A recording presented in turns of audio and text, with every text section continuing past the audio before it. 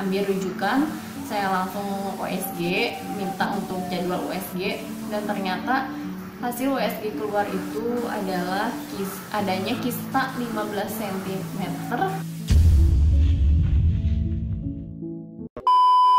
Assalamualaikum warahmatullahi wabarakatuh.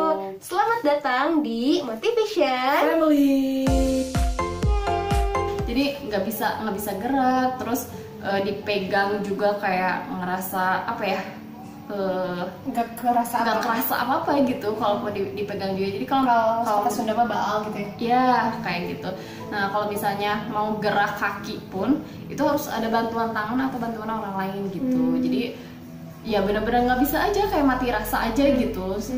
Dipegang juga gimana gitu. Nah, sempat juga ngerasain leher itu kaku banget.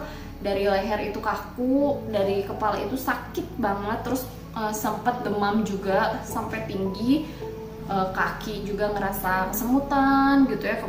Terus kalau misalnya sekalinya gerak, kayak misalnya mau ganti baju atau apa gitu ya, kan ganti baju kita juga butuh gerak gitu ya. Di saat gerak itu yang namanya sakit banget, itu sampai nangis gitu ya, karena nggak kuat banget itu sakitnya gitu.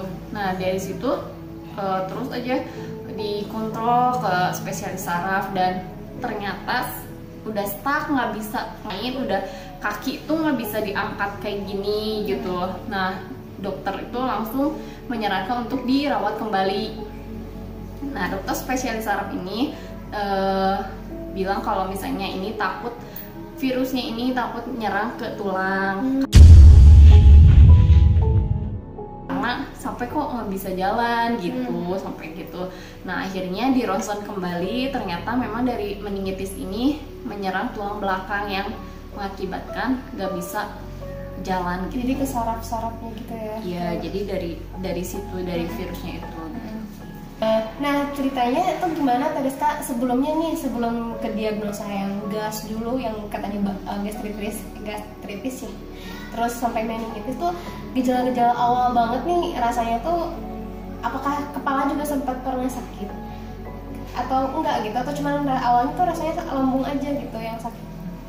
Ya, jadi untuk awalnya karena mah itu keluhannya itu dari bagian perut.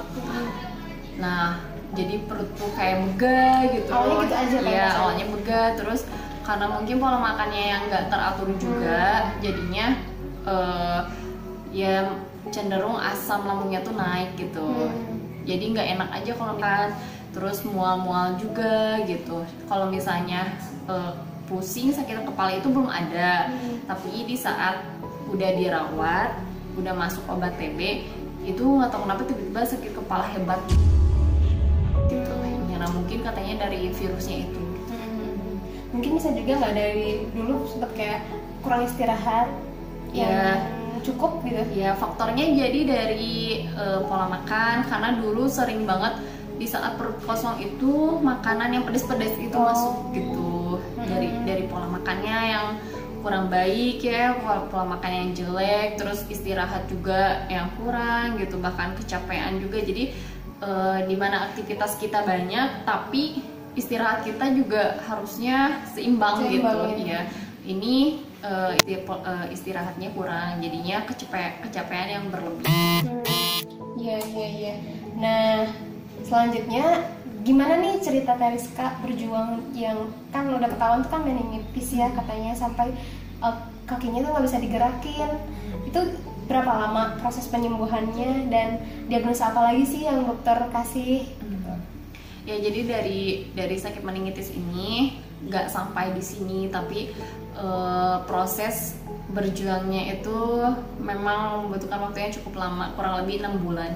Jadi di saat 3 bulan awal itu saya mencoba untuk belajar berdiri kembali, mulai dari terapi-terapi ringan. Itu 1 minggu itu 2 kali.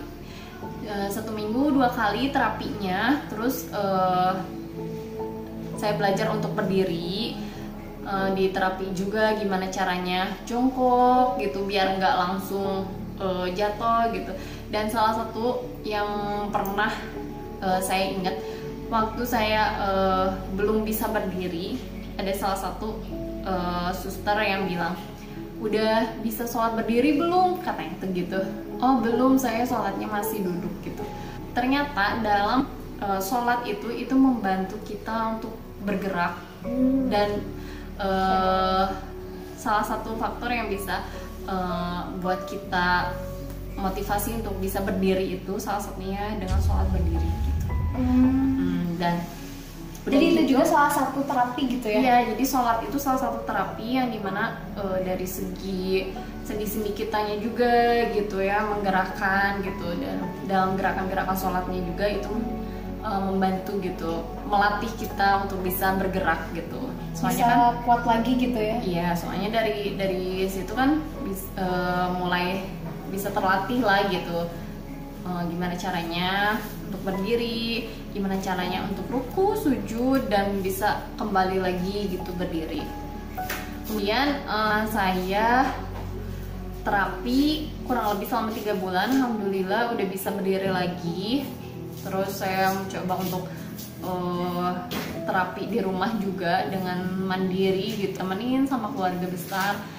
Terus jangan lupa untuk berjemur juga setiap hari, dan itu akan membantu gitu, untuk membantu penyembuhan dengan cepat. Dan tentunya jangan lupa kita untuk selalu berpikir positif, apapun yang terjadi, apapun yang ujian-ujian yang dilimpahkan kepada kita, itu salah satu tanda untuk kita lebih dekat dengan Allah gitu. Terus diagnosa selanjutnya setelah beberapa proses, melewati proses belajar jalan, di situ saya cek kontrol ke penyakit dalam, dan salah satu dokter tersebut bilang kalau misalnya ada suatu keganjalan yang ada dalam perut saya. Waktu itu pas dicek, dokternya bilang ini kok begah gini kayak orang hamil, katanya itu. Sedangkan posisi saya waktu itu belum menikah. Nah, dokter menyarankan untuk buang air kecil dulu, ditakutkan ini begah seperti ini tuh karena menahan kencing. Nah, jadinya saya ditungguin sama dokter untuk ke toilet dan kencing dulu. Sama dokter ditungguin. Nah, akhirnya saya balik lagi, saya cek lagi ke dokter, ternyata perutnya masih begah. Dan dokter tanya-tanya, ini kenapa? Katanya tuh gitu ya, sampai kayak gini. Dan hasilnya, akhirnya saya disarankan untuk segera USG saat itu gitu. Dan saya ambil rujukan, saya langsung USG, minta untuk jadwal USG, dan ternyata hasil USG keluar itu adalah adanya kista 15 cm di dalam perut saya gitu ya, di ovarium. Nah, akhirnya dokter ini meminta saya untuk cek ke OB/GYN gitu. Nah, di situ ternyata saya kontrol dan harus segera dapat tindakan operasi untuk pengangkatan kistanya itu gitu. Dan operasinya sesar, nggak bisa operasi kecil gitu karena kistanya yang sudah mulai membesar.